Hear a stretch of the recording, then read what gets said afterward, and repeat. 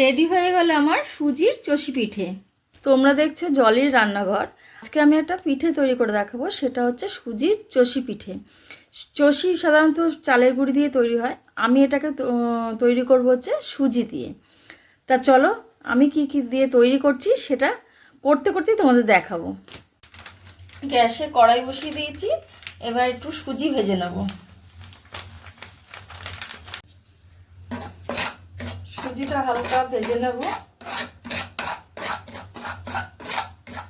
সুজিটা আমার ভাজা ভাজা হয়ে গেছে, এর মধ্যে আমি দিয়ে দেবো দুধ। হাফ কাপের মতো দুধ দিয়ে দিলাম। এটা দিয়ে নাড়তে থাকতে হবে। এরপরে দেবো হচ্ছে চালের গুঁড়ো,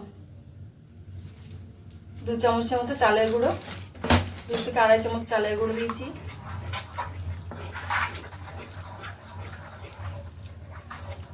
কাজু বাদাম গুঁড়ো, কাজু বাদামটাকে আমি গুঁড়ো করে রেখেছি, 6-7টা কাজু বাদাম গুঁড়ো করে রেখেছি, এটা দিয়ে দিলাম।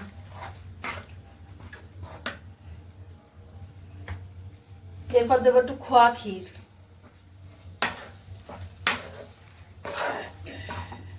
সামান্য একটু নুন দেব।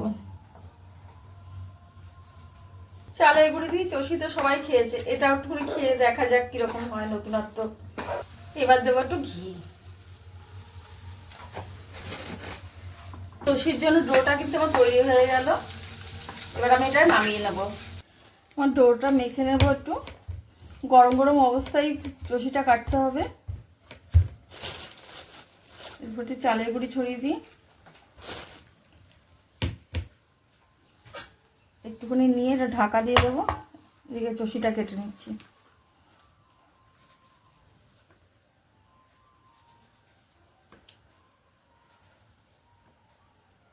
চষিগুলো আমার কাটা হয়ে গেছে, কিন্তু চষি কাটায় আমি অত এক্সপার্ট নই বলে আমার চষিগুলো কিন্তু ঠিকঠাক হয়নি, কোনোটা ছোট কোনোটা বড় হয়ে গেছে। এবার কড়াইতে দুধ দিয়ে দেবো।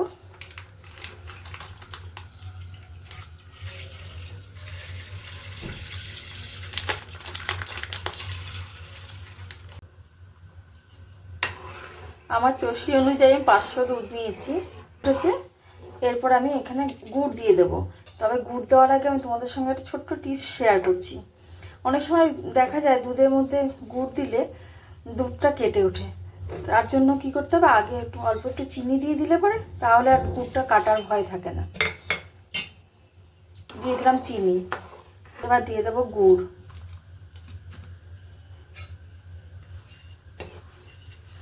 দেবো আমি একটু সামান্য গুঁড়ো দুধ।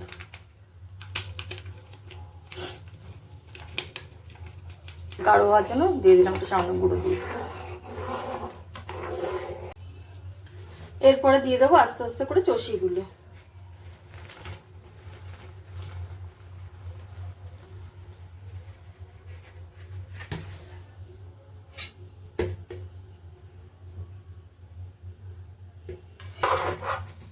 রেডি হয়ে গেল আমার সুজির চষি পিঠে।